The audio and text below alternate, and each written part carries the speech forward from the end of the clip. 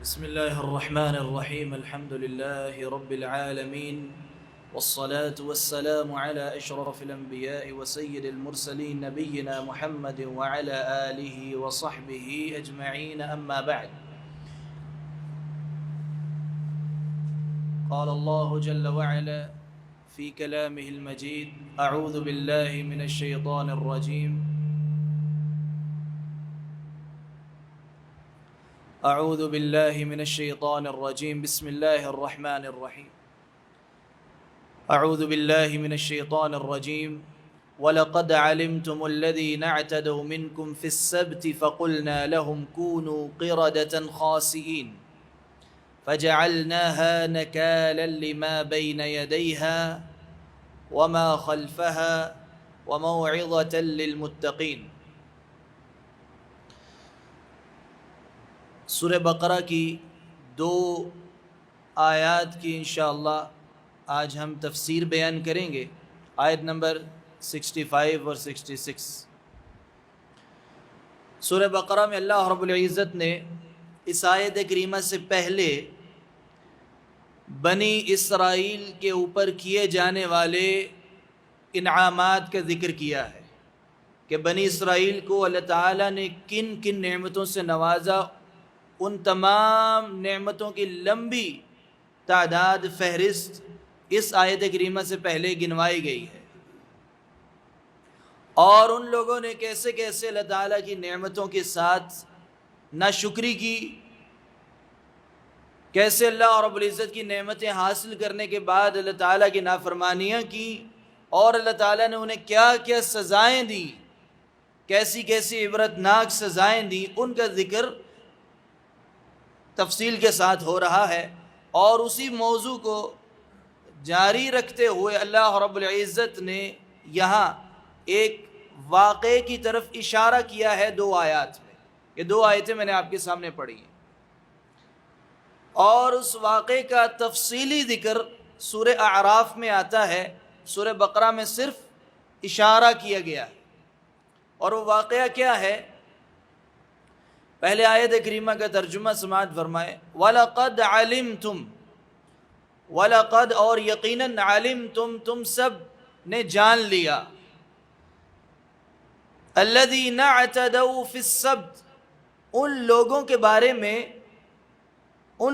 بارے میں تم سب نے جان لیا جن لوگوں نے سرکشی کی، حد سے آگے بڑھے سبت کے معاملے میں۔ سبت کسے کہتے ہیں؟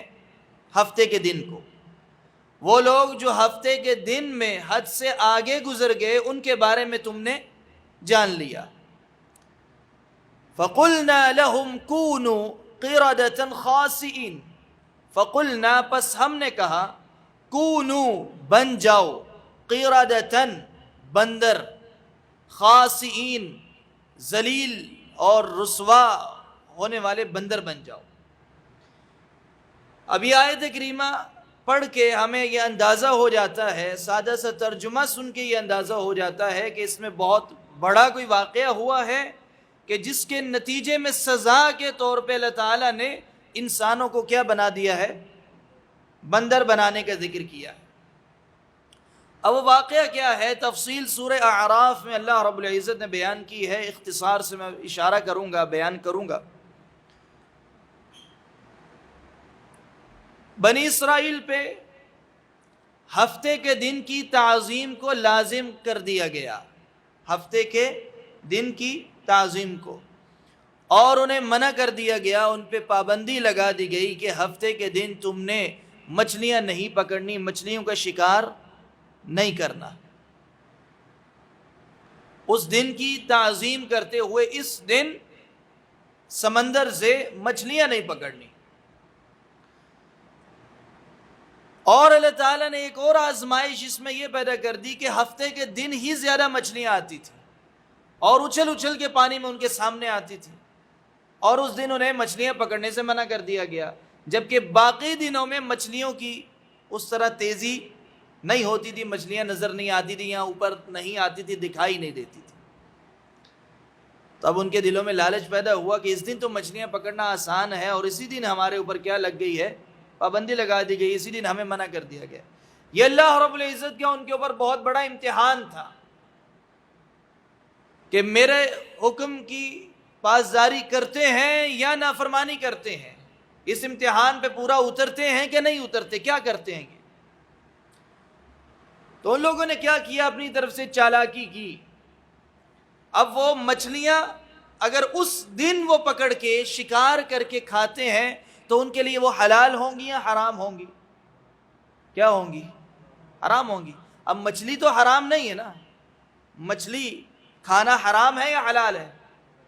حلال ہے، اصل میں مچھلی حلال ہے، لیکن وہ دن اگر پکڑ کے کھائیں گے جس دن اللہ تعالیٰ نے منع کیا، اس طریقے سے یا اس وقت میں اگر پکڑ کے وہی چیز حلال چیز کھائیں گے تو کیا ہوگی؟ ان کے لیے حرام ہوگی۔ اس سے یہ بھی اندازہ ہو جاتا ہے کہ بعض چیزیں اصل میں حلال ہوتی ہیں لیکن بعض وقت میں کیا ہو جاتی ہیں؟ حرام ہو جاتی ہیں، اور بعض چیزیں اصل میں حرام ہوتی ہیں اور بعض صورتوں میں کیا ہو جاتی ہیں؟ حلال ہو جاتی ہیں۔ سمجھ آئیے؟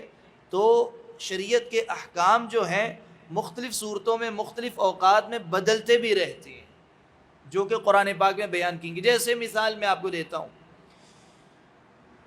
خنزیر حرام ہے، کسی کو کوئی شک نہیں اس بات پہ، لیکن اگر کسی بندے کے پاس بھوک مٹانے کے لیے کوئی اور چیز کھانے کے لیے نہ ہو اور وہ بھوکا ہو اور اتنی بھوک شدید ہو جائے کہ اسے مرنے کا ڈر ہو، ہلاک ہونے کا ڈر ہو، تو ایسی صورت میں وہ کھا سکتا ہے کہ نہیں کھا سکتا؟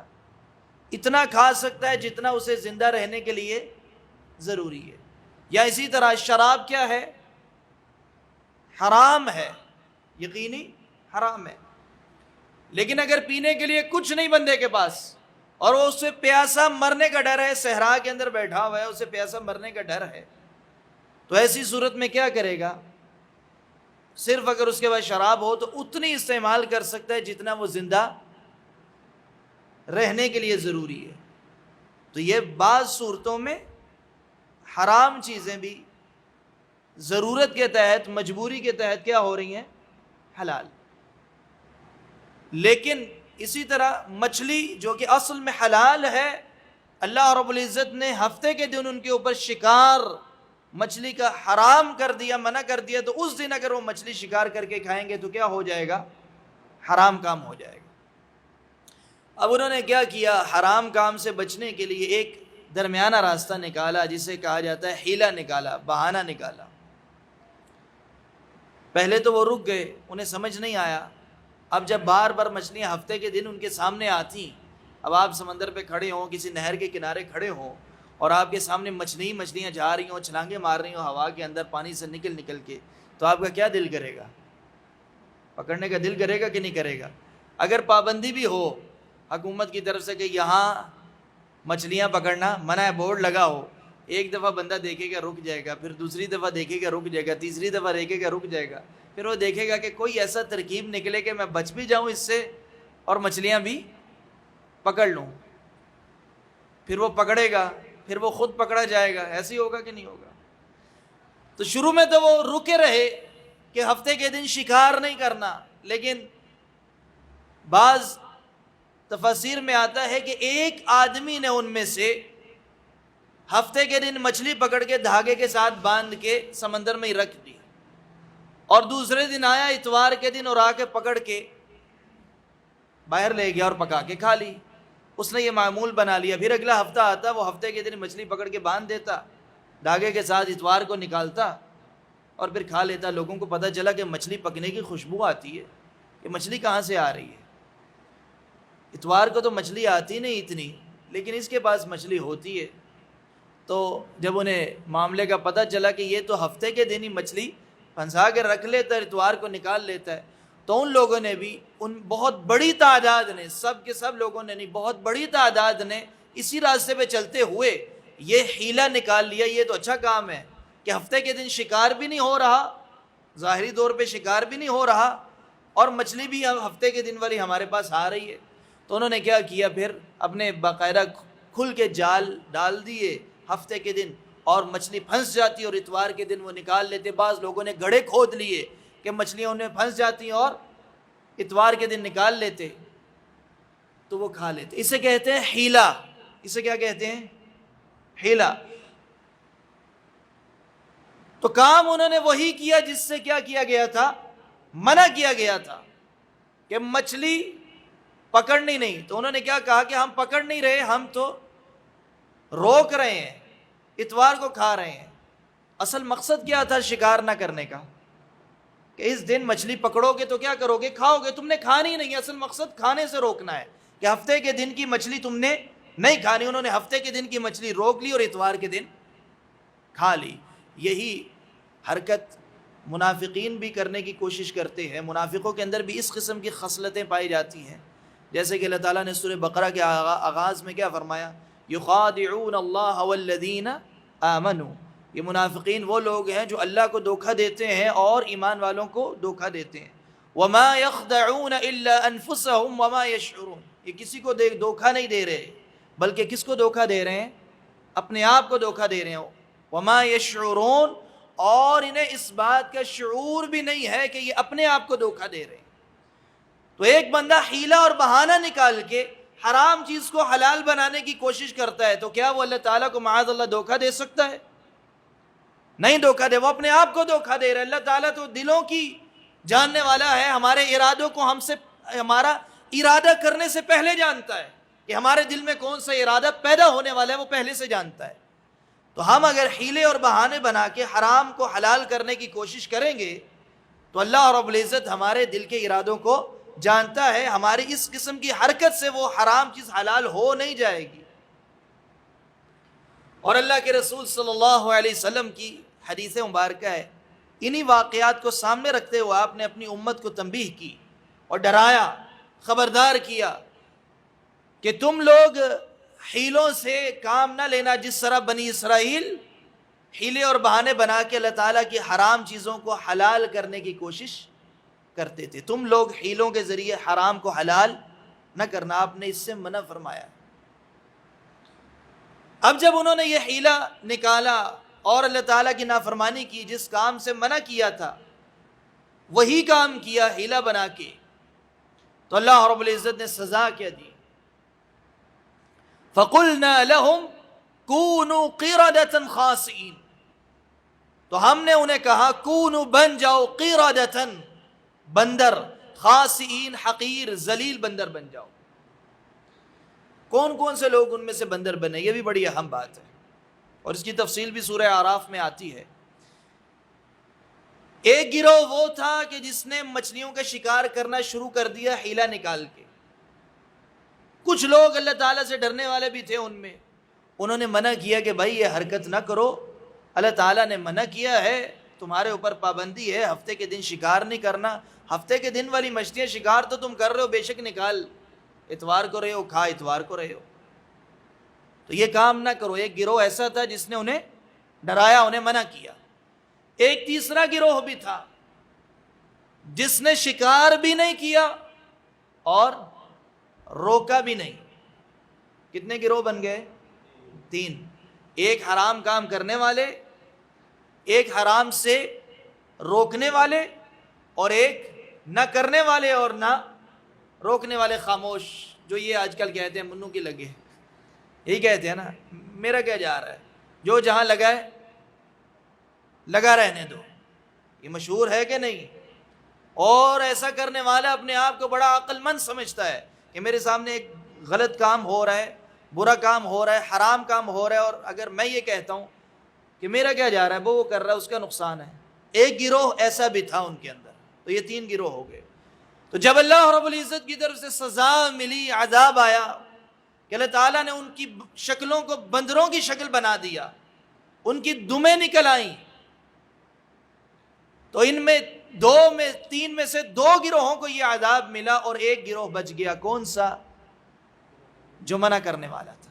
تو جو خاموش رہنے والا, مصلحت پسندی کا شکار ہونے والا گروہ تھا, اس نے کہا میرا کیا تعلق ہے بھائی, لگے ہیں اپنا نقصان کر رہے ہیں. انہیں پتا تھا کہ یہ غلط کر رہے ہیں لیکن انہوں نے منع نہیں کیا, تو وہ بھی اس عذاب کا شکار ہو گئے. اور عذاب کیا ملا، سزا کیا ملی؟ دنیا میں رہتے ہوئے اللہ رب العزت نے انہیں کیا بنا دیا؟ بندر بنا دیا۔ بعض لوگ یہ کہتے ہیں کہ یہاں بندر سے مراد حقیقی بندر بنانا نہیں، بلکہ ان کے دل کو بندر نما بنا دینا، جانور کا دل بنا دینا مراد ہے، جبکہ یہ قول صحیح نہیں ہے۔ قرآن کی آیت کریمہ میں واضح طور پہ جو آ رہا ہے، اور صحابہ اکرام نے جو اس کی تفسیر کی ہے، کہ جہاں بھی بندر اور خنزیر بنانے کا ذکر آیا وہ حقیقت میں اللہ تعالیٰ نے انہیں بندر بنایا، اور یہی تو ہمارے لیے عبرت ہے۔ اسی بات کو پڑھ کے تو ہم خوف زدہ ہوں گے۔ خالی اگر دل کی بات ہوتی تو اس کے اندر کوئی بہت بڑی عبرت تو ہے نہیں، کیونکہ دل کا بدلنا تو ہمیں نظر آ نہیں سکتا۔ اصل عبرت کب ہوگی؟ جب ہمارے سامنے کوئی جرم کرے اور اس کو سزا ملتے ہوئے ہمیں دکھائی دے، تو وہ ہمارے لیے عبرت ہے۔ تو اللہ رب العزت نے انہیں حقیقت میں کیا بنا دیا؟ بندر بنا دیا، ذلیل ہوتے ہوئے بندر بنا دیا۔ اور جن لوگوں کے بھی چہروں کو مسخ کیا گیا دنیا کے اندر سزا کے طور پہ، جن کی شکلیں تبدیل کی گئیں، کسی کو بندر بنایا گیا، کسی کو خنزیر بنایا گیا، تو ایسے لوگ زیادہ دیر تک زندہ نہیں رہے۔ بعض روایات میں آتا ہے 3 دن کے بعد ایسے لوگوں کی موت ہو جاتی تھی۔ تو آج کے جو بندر ہیں یا خنزیر ہیں یا اور جانور ہیں، بعض لوگ کہتے ہیں یہ بندر انہی کی نسل چلتی آ رہی ہے، تو یہ بات غلط ہے۔ یہ بندر اللہ تعالیٰ کی الگ مخلوق ہے۔ اللہ تعالیٰ نے انہیں سزا دیتے ہوئے بندروں کی شکل بنا دی، کہ جو اللہ تعالیٰ کی حرام کی ہوئی چیزوں کو حیلے اور بہانوں کے ذریعے حلال کرنے کی کوشش کرے گا، اللہ رب العزت اس کا چہرہ مسخ کر کے بدل کے کیا بنا دے گا؟ بندر بنا دے گا۔ اور یہ صرف بنی اسرائیل کے ساتھ نہیں تھا۔ اگر آج ہم سمجھے یہ تو واقعہ ہو گیا تو ہو گیا، اب ختم، بات گئی، اب کہاں دوبارہ کبھی ہوا ایسا؟ کبھی سنا ہے کسی کو بندر بنایا گیا؟ اور لہٰذا یہ پرانی باتیں آج کے دور میں نہیں ہوگا، تو یہ سوچ بھی غلط ہے۔ بلکہ قیامت کے قریب بھی، علامات قیامت میں بھی یہ بات آتی ہے احادیث مبارکہ میں، کہ قیامت کے قریب بھی لوگوں کی شکلیں مسخ کی جائیں گی، اور لوگوں کو زمینوں کے اندر بھی دنسایا جائے گا سزا کے طور پہ۔ قیامت کے قریب بھی اللہ رب العزت دنیا میں ہی لوگوں کو یہ سزا دیں گے۔ لہٰذا ہمیں ہر وقت اس بات سے ڈرنا چاہیے کہ حیلے اور بہانے بنا کے اگر حرام چیزوں کو ہم حلال کرنے کی کوشش کرتے ہیں تو دنیا میں ہی اللہ تعالیٰ ایسی عبرتناک سزا دے سکتا ہے جیسے اس نے بنی اسرائیل کو دی۔ اور قرآن پاک میں ہمیں یہ جو واقعہ بیان کیا گیا ہے، کس لیے کیا گیا ہے؟ تاکہ ہم اس سے عبرت حاصل کریں۔ اور اگلی آیت کریمہ میں ہی اللہ تعالیٰ نے فرمایا فَجَعَلْنَاهَا، اور ہم نے اسے بنا دیا، اس قصے کو، اس واقعے کو، نَكَالًا، عبرت بنا دیا، لِمَا بَيْنَ يَدَيْهَا وَمَا خَلْفَهَا، کن لوگوں کے لیے عبرت بنایا؟ لِمَا بَيْنَ يَدَيْهَا، ان لوگوں کے لیے عبرت بنایا جو یہ منظر دیکھنے والے لوگ تھے، جو اس منظر کو دیکھ رہے تھے، جو اس قوم کے سامنے لوگ تھے، ان کے لیے عبرت بنایا جنہوں نے یہ واقعہ دیکھا۔ وَمَا خَلْفَهَا، اور ان کے لیے بھی عبرت بنایا جو لوگ ان کے بعد آنے والے ہیں۔ ہم لوگ ان کے بعد آئے کہ نہیں آئے؟ ہم سے بعد بھی اور لوگ آئیں گے۔ تو قیامت تک کے آنے والے لوگوں کے لیے اللہ تعالیٰ نے یہ واقعہ بیان کر کے کیا بنا دیا ہے؟ عبرت بنا دی ہے۔ اس واقعے کو پڑھو، عبرت حاصل کرو، سبق حاصل کرو، اور ایسی حرکتیں کرنے سے بچو۔ وَمَوْعِظَةً لِّلْمُتَّقِينَ، اور یہ متقیوں کے لیے موعظہ ہے، نصیحت ہے۔ اچھا، یہاں ایک ہے عبرت، اور دوسرا کیا فرمایا؟ یہ واقعہ کیا ہے؟ نصیحت۔ عبرت اور نصیحت، دو باتیں یاد رکھنی ہے، عبرت ہے اور نصیحت۔ جو بھی چیز عبرت ہوتی ہے، کوئی واقعہ، کوئی سزا یا کوئی عذاب کا ذکر ہم پڑھتے ہیں تو اس سے ہمارے دل کے اندر خوف پیدا ہوتا ہے، تو ہم اس کام سے دور رہتے ہیں، بچنے کی کوشش کرتے ہیں۔ اور متقی بندہ جو اللہ تعالیٰ سے ڈرنے والا ہوتا ہے، وہ اس سے نصیحت پکڑتا ہے، اپنی زندگی کا اصول بناتا ہے کہ میں نے کبھی زندگی میں اللہ رب العزت کے حلال اور حرام کو بدلنا نہیں ہے۔ تو یہ نصیحت حاصل کر رہا ہے متقی بندہ۔ نصیحت صرف متقی ہی کیوں حاصل کرتا ہے؟ یا فرمایا وَمَوْعِظَةً لِّلْمُتَّقِينَ، یہ موعظہ ہے، نصیحت ہے، کن کے لیے؟ متقیوں کے لیے۔ اب جو غیر متقی لوگ ہیں، جو متقی نہیں، اللہ تعالیٰ سے ڈرنے والے نہیں، تو کیا ان کے لیے یہ نصیحت نہیں ہے کہ ہے؟ کیا خیال ہے؟ اصل میں قرآن پاک پورے کا پورا کن لوگوں کے لیے ہدایت ہے؟ کن لوگوں کے لیے ہدایت ہے؟ متقیوں کے لیے۔ سورہ بقرہ کے شروع میں کیا ہے؟ الف لام میم ذالک الکتاب لا ریب فیہ ھدی للمتقین، یہ وہ کتاب ہے جس کے اندر کوئی شک نہیں کہ اللہ کی طرف سے نازل کرتا ہے، اور یہ ہدایت ہے متقین کے لیے۔ اب کیا جو متقی نہیں وہ قرآن سے ہدایت حاصل نہیں کر سکتا؟ ایک کافر ہے، مسلمان ہے ہی نہیں، بندہ مسلمان ہی نہیں ہے، تو کیا قرآن اس کے لیے ہدایت نہیں ہے کہ ہے؟ کیا خیال ہے؟ ہدایت ہے۔ کتنے لوگ ہیں جو قرآن پڑھ کے مسلمان ہوتے ہیں کہ نہیں ہوتے؟ تو یہاں یہ کیوں فرمایا گیا ھدی للمتقین؟ یہ متقیوں کے لیے ہدایت ہے۔ ھدی للناس بعض جگہ پہ آیا ہے ھدی للناس، لیکن سورہ بقرہ کے آغاز میں کیا ہے؟ ھدی للمتقین۔ تو کہیں قرآن میں آیا کہ یہ تمام انسانوں کے لیے ہدایت ہے، اور کہیں قرآن میں یہ آیا کہ یہ کن کے لیے ہدایت ہے؟ متقیوں کے لیے۔ اس کو دونوں کو جمع کریں گے جب ہم تو نتیجہ یہ نکلتا ہے کہ قرآن تمام انسانوں کے لیے ہدایت ہے، لیکن مکمل ہدایت صرف متقیوں کے لیے ہے، مکمل فائدہ صرف متقی حاصل کرتے ہیں۔ تمام لوگ راستہ حاصل کر سکتے ہیں ہدایت کے، اسے پڑھ کے، اگر ان کے دل میں اخلاص ہو، ان کے دل میں سیدھے راستے کی چاہت ہو۔ لیکن بہت سارے لوگ ایسے بھی ہیں جو قرآن پڑھتے ہیں اور الٹا مزید گمراہ ہو جاتے ہیں، کیونکہ وہ قرآن کو صحیح طریقے سے سمجھ کر عمل کرنے کی بجائے قرآن کو بدلنے کی کوشش کرتے ہیں۔ ایسے لوگ ہیں کہ نہیں ہیں؟ تو وہ قرآن پڑھتے بھی ہیں اور مزید کیا ہو جاتے ہیں؟ گمراہ ہو جاتے ہیں۔ اسی لیے قرآن پاک میں اللہ تعالیٰ نے فرمایا یضل بہ کثیرا ویہدی بہ کثیرا، اللہ تعالیٰ نے قرآن میں مثالیں دی ہیں سمجھانے کے لیے۔ بے شمار لوگ ایسے ہیں جو یہ مثالیں پڑھ کے سمجھتے ہیں، بات کو سمجھتے ہیں، ان کو علم ملتا ہے، فائدہ ہوتا ہے، عمل کرتے ہیں، اور بے شمار لوگ ایسے ہیں جو مزید گمراہ ہو جاتے ہیں، فائدہ حاصل کرنے کے بجائے نقصان میں چلے جاتے ہیں۔ تو قرآن اصل میں کس کے لیے ہدایت ہے؟ متقیوں کے لیے، یعنی مکمل فائدہ نفع کن لوگوں کو ملتا ہے؟ جو تقوی والے لوگ ہیں۔ ہمارے ہاں بھی لوگ دو قسم کے آپ کو ملیں گے۔ قرآن، آپ کسی کو قرآن کی بات سنائیں، کچھ لوگ ہوں گے جو بڑے متکبر اور مغرور ہوں گے، وہ قرآن کو سمجھیں گے ہی نہیں، بلکہ آپ کسی کو کہیں کہ بھائی قرآن پاک کی آیت میں آیا ہے کہ سود لینا دینا کیا ہے، سود کے بارے میں بڑی سخت آیات ہیں، احادیث ہیں کہ سود لینے دینے والا بہت بڑی سزا کا مستحق ہے، بڑی وعیدیں سنائی گئی ہیں، اللہ تعالیٰ سے اعلان جنگ ہے، قرآن کی آیت ہے۔ لیکن لوگ کیا کریں گے؟ بعض جب حیلے اور بہانے بنائیں گے تو قرآن کی آیت سننے کے باوجود وہ اس سے نصیحت حاصل کریں گے یا مزید گمراہ ہو جائیں گے؟ جو حیلے اور بہانے بنائے گا وہ کیا کرے گا؟ مزید گمراہ ہو جائے گا۔ نصیحت کون حاصل کرے گا؟ جس کے دل میں اللہ تعالیٰ کا ڈر ہوگا، جس میں عاجزی انکساری ہوگی۔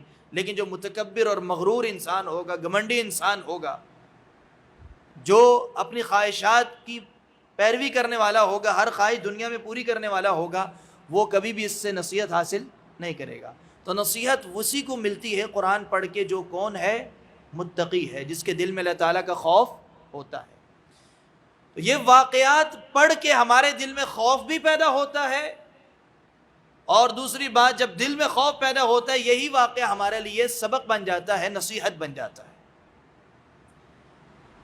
اب آج کے دور میں اس آیت کو اپنی زندگیوں سے ملا کے دیکھیں کہ کیا ہم وہی کام کر رہے ہیں جو بنی اسرائیل نے کیا تھا اور انہیں یہ سزا ملی تھی، کہ آج کے دور میں ہم کر رہے ہیں کہ نہیں کر رہے؟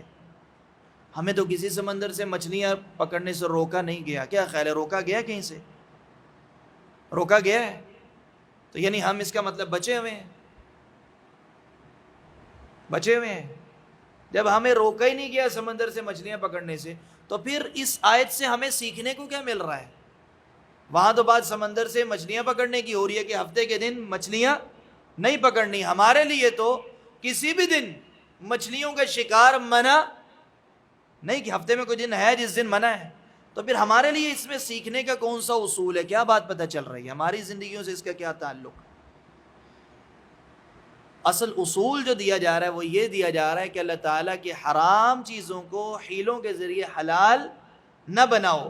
اور مثال ایک مچھلیوں والا واقعہ سامنے ہمارے رکھا گیا ہے، جس طرح انہوں نے مچھلیاں پکڑی اس دن جس دن منع کیا گیا تھا، اور پکڑنے کا انداز بدل دیا حیلہ اور بہانہ بنا کے۔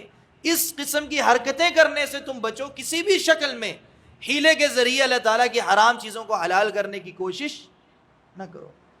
اب اس کی میں ایک آپ کو مثال دیتا ہوں۔ آج کل کیا ہوتا ہے، مختلف ذرائع آمدن ہے لوگوں کی، کاروبار کرنے کے مختلف انداز ہیں، لین دین کرنے کے مختلف انداز ہیں۔ بعض اوقات ہمیں پتہ چلتا ہے کہ فلاں طریقہ کمائی کرنے کا حرام ہے، اب ہمارا ذریعہ آمدن وہی ہے اور اچھی خاصی انکم آ رہی ہے، پیسے آ رہے ہیں ماہانہ، یہاں کاروبار ہے تو اچھے خاصے پروفٹ ہو رہی ہے، بچت ہو رہی ہے اچھی خاصی۔ اب بندے کا دل کرے گا کہ میں فوراً اسے بند کر دوں، وہ کیا کرے گا پھر؟ اب ایک طرف پتہ چلا کہ حرام ہے، ایک طرف پتہ چلا حرام ہے، پریشانی ہوگی تو میں حرام کھا رہا ہوں۔ اب دوسری طرف یہ بندہ سوچنا اگر بند کر دیا تو میں کیا کروں گا بھائی، اتنا میرا نقصان ہو جائے گا، خسارہ ہو جائے گا۔ دونوں باتوں میں بندہ کنفیوز رہتا ہے، پھر کیا کرتا ہے؟ اس شیطان اس کے دماغ میں نا ایک بڑا پتلا سا ٹیکا لگاتا ہے جو اسے محسوس نہیں ہوتا، گمراہی کا راستہ دکھاتا ہے، اور وہ کہتا ہے کہ بھائی ایک مفتی نے حرام کہا ہے، دوسرے سے پوچھ کے دیکھ لو۔ ایسے ہی کرے گا نا، دوسرا حرام کہے گا تو تیسرے سے پوچھ کے دیکھ لینا۔ مفتیوں کی کوئی کمی تھوڑی ہے، جس بینک میں چلے جاؤ آگے انہوں نے پہلے ہی فتویٰ کھڑکی کے اوپر چپکایا ہوتا ہے، کسی نہ کسی مفتی کا مل ہی جاتا ہے، اور ہر حرام طریقہ بھی حلال ہوا آج کے زمانے میں کسی نہ کسی فتوے کے ذریعے مل ہی جاتا ہے، تو پریشان ہونے کی کیا ضرورت ہے؟ تو پھر وہ کیا کرتا ہے؟ اپنے مطلب کا فتویٰ تلاش کرنے کی کوشش کرتا ہے، دل سے مطمئن نہیں ہوتا، بس اپنے آپ کو جھوٹی تسلی دینے کی کوشش کرتا ہے کہ کسی نہ کسی طریقے سے ہیلے اور بہانے کے ذریعے میری خواہش کے مطابق مجھے فتویٰ مل جائے، اور یہ جو میں کمائی حرام کی کما رہا ہوں یہ کماتا رہوں، اور مجھے ایک سہارا مل جائے۔ جبکہ ہمیں بعض اوقات پتہ بھی ہوتا ہے، دل سے ہم مطمئن نہیں ہوتے، اور اسی لیے اللہ کے رسول صلی اللہ علیہ وسلم کی بڑی پیاری حدیث ہے اور بہت بڑا اصول ہے اس میں۔ ایک صحابی نے پوچھا کہ نیکی اور برائی کے بارے میں بیان کریں، بر نیکی اور اسم گناہ کے بارے میں بتائیں کہ اس کی پہچان بندہ کیسے کرے۔ بعض چیزیں کیا ہوتی ہیں؟ واضح ہوتی ہیں، یہ حرام ہے یہ حلال ہے۔ بعض اوقات بندہ کنفیوز ہو جاتا ہے، پھنس جاتا ہے، حلال کے فتوے بھی مل رہے ہیں، حرام کے فتوے بھی مل رہے ہیں، درمیان میں پھنس گیا ہے، سمجھ نہیں آ رہی۔ تو ایسی صورتحال میں اللہ سے ڈرنے والا بندہ کیا کرے گا کہ بھائی مجھے کوئی ایسا راستہ ملے کہ میں حرام سے بچ جاؤں، اور جو اللہ تعالیٰ سے ڈرتا نہیں ہوگا وہ کیا کرے گا کہ یار کوئی مسئلہ نہیں، جب حلال کے فتوے بھی حرام کے بھی ہیں تو جو دل میں آ رہا ہے، دل کر رہا ہے، خواہش پوری ہو رہی ہے، وہ راستے پہ چلو۔ لیکن اللہ سے ڈرنے والا کیا کرے گا؟ وہ کیا کرے گا؟ نہیں، وہ دیکھے گا کہ میں اپنی خواہش پوری کرنے کی بجائے اپنے دل سے ایسا فیصلہ کرواؤں جو اللہ تعالیٰ کے تقوی کی طرف مجھے لے کے جانے والا ہو۔ تو اللہ کے رسول صلی اللہ علیہ وسلم نے فرمایا ایسی صورتحال میں کیا کرو؟ استفت قلبک، اپنے دل سے فتویٰ لو۔ جہاں کسی کام کی وجہ سے تمہارے دل کے اندر کوئی تردد اور شک پیدا ہو، تمہارے دل میں کوئی بات کھٹکے، پریشانی پیدا ہو، بے چینی پیدا ہو، تو اس کام کو کیا کرو؟ چھوڑ دو۔ تو اگر مجھے کوئی فتویٰ مل رہا ہے ایسی کمائی کے بارے میں کہ جو حرام ہے لیکن فتویٰ مل رہا ہے نہیں کوئی بات نہیں، یہ ایک راستہ ہے حلال ہونے کا، اور میرا دل مطمئن نہیں ہوتا، جھوٹی تسلی دینے کی بجائے میں نے پھر کیا کرنا ہے؟ جب میرا دل مطمئن نہیں ہو رہا تو اس فتوے کے پیچھے نہیں چلنا جب تک کہ واضح دلائل مجھے نہ ملیں کہ یہ راستہ حلال کا ہے۔ تو حیلے اور بہانے بنانے سے کیا کرنا ہے؟ بچنا ہے، دور رہنا ہے، خبردار رہنا ہے۔ یہ کام کنہوں نے کیا؟ بنی اسرائیل نے۔ اور سزا کیا ملی؟ اللہ تعالیٰ نے انہیں بندر بنا دیا۔ اب آپ کو بہت ساری کتابوں میں ایک مثال دیتا ہوں، ملے گا یہ اس قسم کے بے شمار مسئلے ملیں گے۔ زکوٰۃ دینی ہے، لوگ زکوٰۃ دینے سے بھاگتے ہیں۔ اب بہت سارے مولوی بھی مل جاتے ہیں ہیلے بتانے والے۔ بعض کتابوں میں یہ بھی لکھا ہے کہ اگر زکوٰۃ کی مقدار پوری ہو جائے، زکوٰۃ کی دو شرطیں ہیں نا، ایک مقدار اور دوسری سال کا پورا ہونا، کہ آپ کے پاس ایک خاص مقدار ہے مال کی اور وہ پڑے پورا سال گزر گیا ہے تو اس میں سے آپ نے زکوٰۃ دینی ہے۔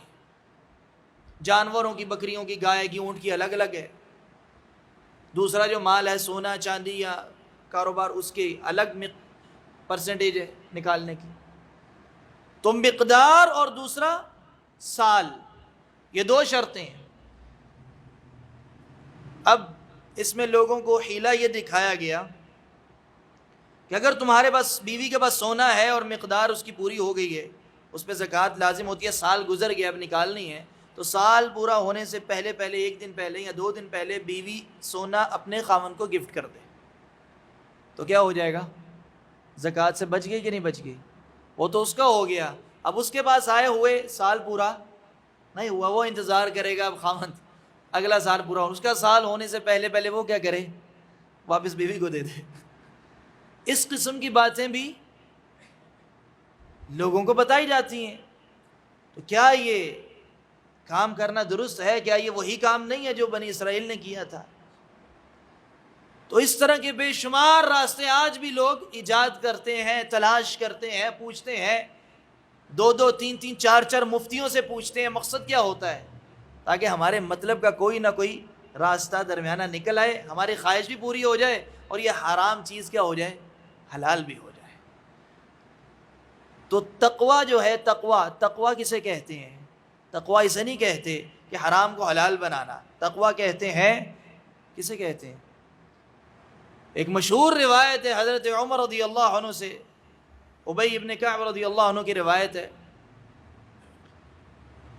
کہ تقویٰ یہ ہے کہ ایک بندہ خاک دار راستے کے درمیان سے چل رہا ہے، جھاڑیاں ارد گرد، کانٹے لگے ہوئے ان کے اوپر، اور وہ درمیان سے چل رہا ہے، تو کس طرح اپنے کپڑے سمیٹ کے چلتا ہے کہ مجھے کوئی کانٹا نہ چبھ جائے، کہ جھاڑی میرے کپڑے کو نہ لگ جائے، تکلیف نہ دے، ایسے ہی چلتا ہے کہ نہیں چلتا؟ اب یہ نہیں سوچتا کہ لگ جائے گی تو کوئی مسئلہ نہیں، پہلے تو کپڑے نے آنا ہے، پھر آگے میرے جسم نے آنا ہے، بچ ہی جاؤں گا، کوئی مسئلہ نہیں، بلکہ وہ اپنے کپڑوں کو بھی سمیٹ کے چلتا ہے کہ اگر کپڑے پہ کانٹا لگے گا تو آگے کہاں لگے گا؟ میرے جسم کو لگے گا، تو کپڑے پہ ہی روک دوں، میں کپڑے کو ہی نہ لگنے دوں، سمیٹ کے اپنے آپ کو چلتا ہے۔ تو پوری زندگی اسی طرح حرام راستوں سے تو بچنا ہے، حرام کی طرف لے جانے والے اسباب سے بھی بچنا ہے، اسے کیا کہتے ہیں؟ تقویٰ۔ اور اللہ کے رسول صلی اللہ علیہ وسلم کی حدیث ہے کہ حلال بھی واضح ہے، بین ہے، واضح ہے، اور حرام بھی واضح ہے، وَبَيْنَهُمَا أُمُورٌ، اور حلال اور حرام کے درمیان کچھ امور، کچھ معاملات ایسے ہیں جو شبہے والے ہیں، ڈاؤٹ فل ہیں، کنفیوژن والے ہیں، بندے کو سمجھ نہیں آتا حلال کی طرف ہے یا حرام کی طرف۔ اب یہ جو درمیانے کام ہیں، مشکوک کام ہیں، جن کا واضح طور پہ پتہ نہیں چل رہا حلال ہے یا حرام ہے، ایک متقی بندہ ان کاموں کے ساتھ کیسے ڈیل کرے گا؟ کیا کرے گا؟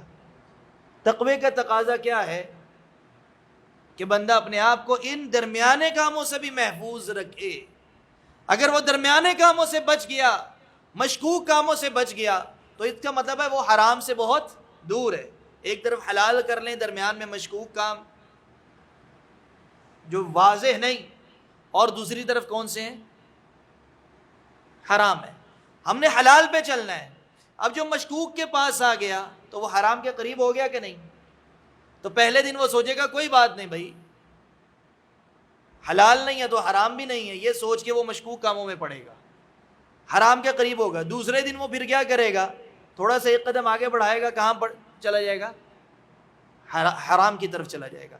لیکن جو بندہ مشکوک سے ہی اپنے آپ کو دور رکھے گا، شک والی چیزوں سے اپنے آپ کو دور رکھ کے واضح حلال پہ رکھے گا، تو وہ حرام سے کتنا دور ہو گیا؟ وہ حرام سے بھی دور ہے اور شک والے کاموں سے بھی دور ہے، تو وہ حلال کام پہ چل رہا ہے، وہ اپنے آپ کو بچا رہا ہے. تقوی کا تقاضا یہ ہے کہ شک والے کاموں کو بھی چھوڑ دو، دور رہو.